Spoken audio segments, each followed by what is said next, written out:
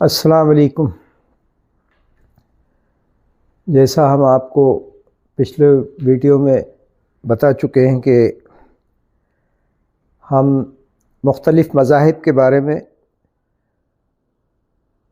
चर्चा करेंगे और कुछ जानकारी जो हमें है वो आप तक पहुंचाएंगे। इस सिलसिले का ये दूसरा वीडियो है। मज़हब, धर्म, रिलीजन हमें बताते हैं कि हमारा दुनिया में आने का मकसद क्या है, हमें कैसे ज़िंदगी गुजारना है।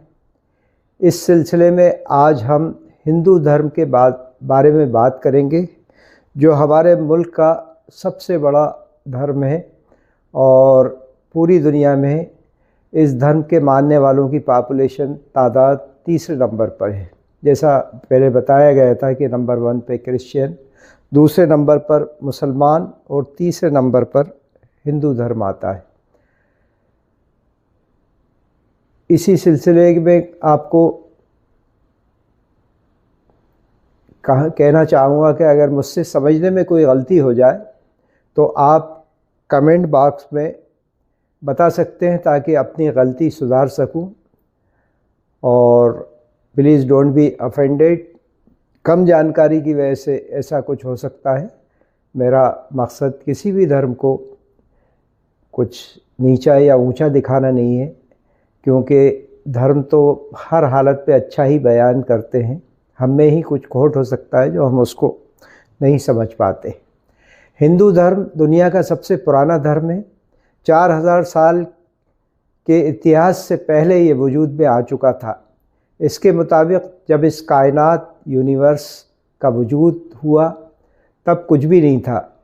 ऋग्वेद और पुराणों के अनुसार अंधेरे, खालीपन, डार्कनेस, एम्प्टीनेस, हॉलोनेस यानी निर्गुणा ब्रह्मा ने ही लॉर्ड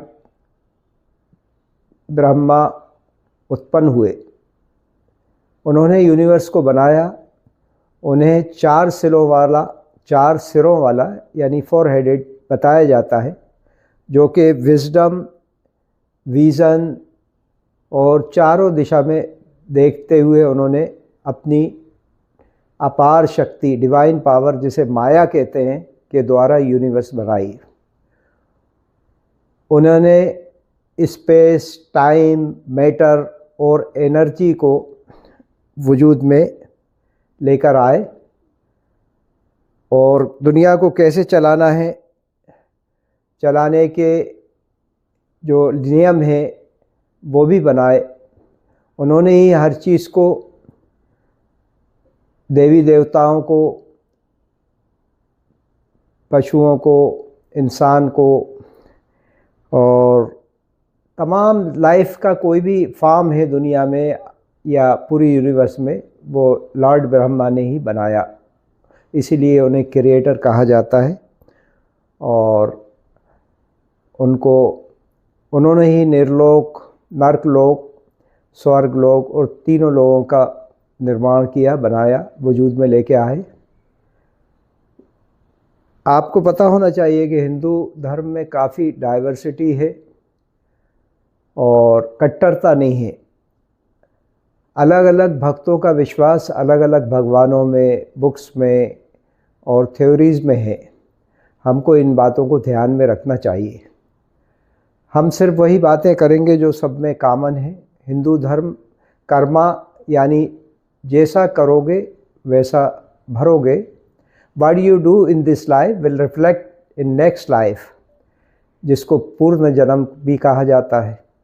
उसके बाद का धर्मा mean moral and ethical duties and responsibilities that individual must follow to be on righteous path। और उसके बाद मोक्ष यानी liberation from cycle of death and birth. जैसा आपको पता है कि हिंदुइज्म में एक बिलीफ है कि हमारा पूर्ण जन्म होता है, तो उसी में ये तीनों चीज़ें बताई गई हैं। और इसमें डिटेल्स में तो हम नहीं कर पाएंगे, लेकिन छोटे छोटे कम टाइम में जो चीज़ कवर होगी उसको आपको जानकारी ज़रूर देंगे। हिंदुइज्म में मल्टीपल गॉड्स और गॉडेस की पूजा की जाती है, जिनमें सबसे पहले ब्रह्मा, विष्णु और शिवा, उसके बाद गॉडेस यानी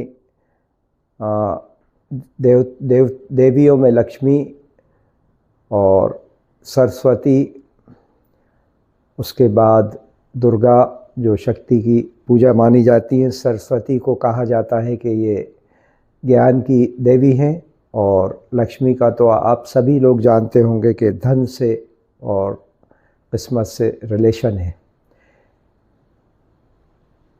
ये लोग अलग अलग मंदिरों में, यानी हिंदू भाई हमारे जो हैं अलग अलग मंदिरों में या एक ही मंदिर में कहीं अलग अलग मूर्तियां इनकी स्थापित करते हैं, और वहाँ इन सब की अलग अलग लोग पे जो जिसके भक्त हैं उसकी पूजा करते हैं। कुछ लोग मंदिर नहीं जाकर अपने घर पर इनकी मूर्ति पूजा करके आशीर्वाद प्राप्त कर लेते हैं। ये ध्यान में रखना चाहिए कि हिंदुइज्म में सबको साथ लेकर चलना है। Tolerance, it is wide ranges of belief and practices इन हिंदू धर्म। अलग अलग देवी देवता, अलग अलग विचार, अलग अलग एरिया, हर एरिया में अपने खुद के देवी देवता, उसके बाद हर घर के अंदर अपने खुद के एक देवता का होना भी इस मज़हब में शामिल है। इनके रिचुअल्स भी अलग अलग हो सकते हैं।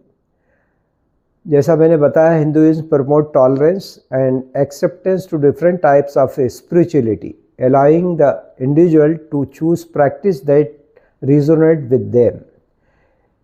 हिंदुइज्म में जो पवित्र बुक्स हैं उनमें ऋग्वेदास, उपनिषद, भगवत गीता, वेदास और महाभारत वगैरह शामिल हैं। These books provide guidelines about spirituality and philosophical matters। Yoga और ध्यान पर भी हिंदुइज्म में जोर दिया गया है ताकि इंसान अपने आप को पहचाने और ज्ञान प्राप्त कर सके।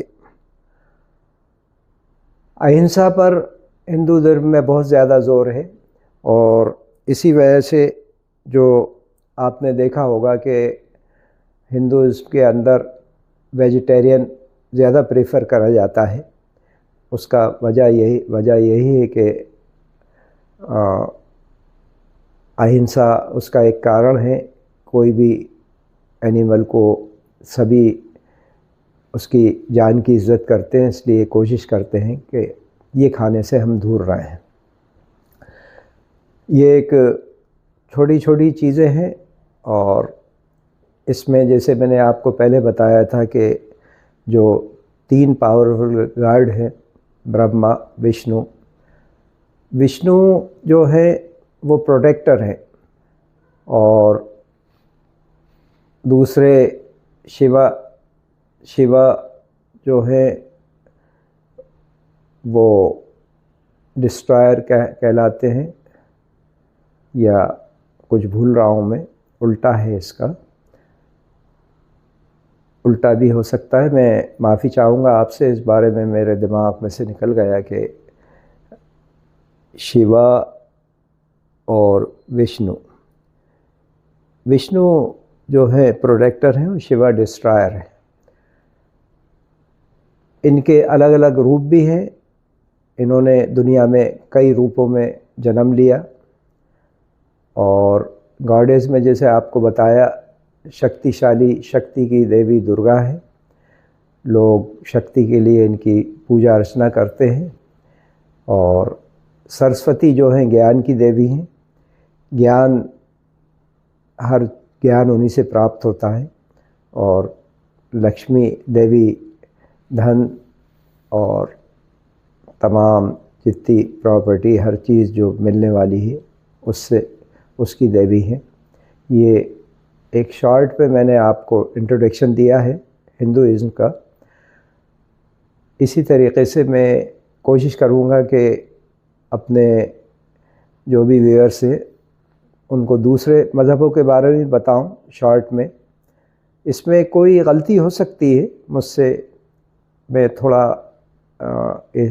इसमें आपसे यही कहना चाहूँगा कि अफेंड नहीं हो किसी भी बात से। मेरा आदर और हर मज़हब के लिए है। हमें सिखाया गया है कि हर मज़हब की इज़्ज़त करें। और जो भी हम देख रहा है, मैं थोड़ा बहुत जो जानकारी पढ़ना शुरू करा है और पहले से भी पढ़ता रहा हूँ कि तमाम मज़हब जो है अच्छाइयाँ ही बताते हैं। ये तो हम हैं जो उसमें ऐसी चीज़ें शामिल कर लेते हैं जिसकी वजह से डिस्टर्बेंस होती है। कोई मज़हब ने आज तक वायलेंस को सपोर्ट नहीं करा, किसी मज़हब ने चोरी को नहीं कहा। तमाम मज़हब में अच्छी चीज़ों का समावेश है और हमें चाहिए कि हमारे नौजवान जो तबका है, हमारे हिंदू हों, मुसलमान हों, क्रिश्चियन हों, सिख भाई हों, उन सब के नौजवानों को चाहिए कि वो मज़हब की स्टडी करें। अगर वो सच्चे हिंदू हैं या सच्चे मुसलमान हैं तो एक दूसरे की भी इज़्ज़त करेंगे, एक दूसरे के धर्मों की भी इज़्ज़त करेंगे। और जो हिंदूइज़्म में टॉलरेंस है, वो इतनी बड़ी टॉलरेंस दूसरे मज़हबों में नहीं दिखाई देती। उस टॉलरेंस को एक तरफ रख दिया जाता है, ये नौजवानों को गलत राह पे डाला जाता है। उस पे हमें हमारे बड़ों को, जो हमारे समाज के ज़िम्मेदार लोग हैं, जैसे मैंने एक पहल करी है, बाकी लोगों को भी आगे आना होगा। और मेरा तो ये विश्वास है, यकीन है कि अगर हमने अपने नौजवानों को अपने अपने मज़हब के बारे में सही चीज़ें बता दी, अपना मज़हब उनको सिखा दिया, जिस मज़हब से भी आप ताल्लुक़ रखते हो, मुसलमान हैं तो मुसलमान इस्लाम क्या है उसके बारे में तमाम चीज़ें बताएं, और हिंदू हैं तो हिंदुइज़्म के बारे में बताएं। ये नौजवान जो है वो नहीं समझ पा रहा है मज़हब को। आज की दुनिया में इतनी चेंजेस आ चुकी हैं कि वो इससे दूर होना चाहते हैं और अपनी ज़िंदगी जीना चाहते हैं। लेकिन हमारे यहाँ ख़ास तौर से हिंदुस्तान में सैकड़ों, हज़ारों सालों से मज़हब पे ज़ोर दिया गया। इसी वजह से यहाँ पर हमने जो देखा कि तमाम मज़हब के लोग मौजूद हैं और मुसलमान भी करीब 15-20% इस कंट्री में पाए जाते हैं। वो इसी वजह से कि इसमें टॉलरेंस था, सबको एक्सेप्ट करते थे, एक दूसरे के लिए इज़्ज़त थी, आदर था। वरना आज के परिवेश में हम देखें तो कोई भी नए देश में जाते हैं तो एंट्री मिलना ही मुश्किल होती है, बिना वीज़ा के जा नहीं सकते। उसके बाद नेशनलिटी मिलना तो आप जानते हैं कितना बड़ी प्रॉब्लम होती है। हर मुल्क के अपने अपने अलग अलग रूल्स होते हैं। इस मामले में जो मेरी स्टडी रही है, उसमें लगता है कि यूरोपियन कंट्रीज़, अमेरिका, कनाडा बहुत लिबरल हैं। और उससे आप अंदाज़ा करें कि इंग्लैंड जैसी जगह में, जिसके हम ग़ुलाम रह चुके हैं, वहाँ हमारा प्राइम मिनिस्टर पहुँच गया। हिंदुस्तान का प्राइम मिनिस्टर इंग्लैंड का होना बहुत बड़ी चीज़ है।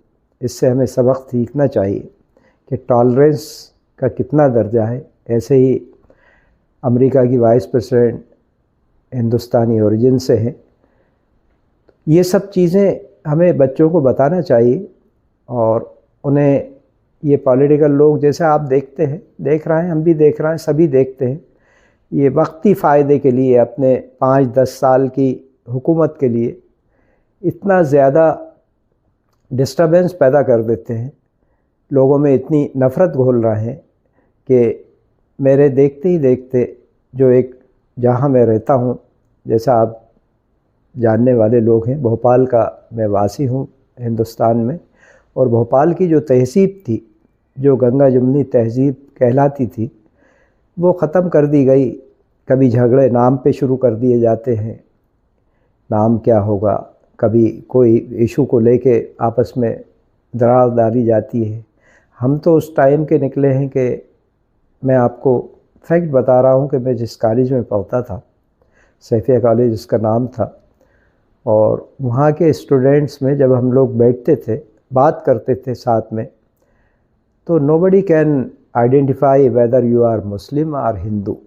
हम लोगों की बात और बात का अंदाज़, तमाम अल्फाज उर्दू के हिंदी के ऐसे मिक्स रहते थे और एक दूसरे का इतना ख़याल रखते थे, एक दूसरे के घरों में इतना आना जाना रहता था कि आज मैं अल्फाजों में बयान करना मुश्किल हो रहा है कि कैसी मोहब्बत रहती थी। उससे क्या होता है कि मुल्क तरक्की करता है।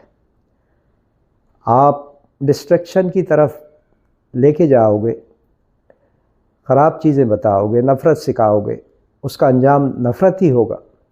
और जब आप प्यार बांटोगे, मोहब्बत बांटोगे, तो डेफ़िनेटली आपको मोहब्बत मिलेगी। मैंने एक जगह कुरान में स्टडी कर रहा था, वहाँ पढ़ा कि उसका मफ़हूम यानी जो एक मतलब निकल के आता है कि अल्लाह फरमा रहा है कुरान के अंदर कि मोहब्बत में इतनी ताकत है। मैं अल्फाज एकदम नहीं बता पाऊँगा, सिर्फ़ उसका मफ़हूम बता रहा हूँ, उसका सार जो है वो बता रहा हूँ। इसलिए कि कुरान का मामला ऐसा आता है कि कुरान में या कोई भी ऐसी जो आसमानी किताबें हैं या हमारी सेक्रेड बुक्स हैं, उनके बारे में उनकी तरफ अपनी बात नहीं कर सकते कि मेरे दिमाग में जो है वो कह दूँ कि कुरान के अंदर है। लेकिन जो मैंने उसका मफ़हूम पढ़ा वो यही था कि अल्लाह ताला ने कहा कि तुम देखोगे, अगर तुम मोहब्बत से, प्यार से अपने दुश्मन से रहो, जो तुम्हारा कट्टर दुश्मन है उससे भी प्यार करो और अच्छा बर्ताव करो, तो तुम देखोगे कि कुछ ही दिन बाद वो तुम्हारा दोस्त हो गया है। अल्लाह की बात, ईश्वर की बात गलत तो नहीं हो सकती। ये तो प्रैक्टिकल करके देख सकते हैं हम आज भी कि ऐसे दुश्मन जो हमारे आपके किसी के भी आपस में डिफरेंसेस होते हैं किसी ना किसी मामले में, और आप उससे अच्छा सलूक करते जाओ, अच्छी बात उसे बताते जाओ, उसका ख्याल रखो। कितनी वो दुश्मनी है, कहीं ना कहीं उसके दिल में नरमी आएगी और वो भूल जाएगा इन चीज़ों को।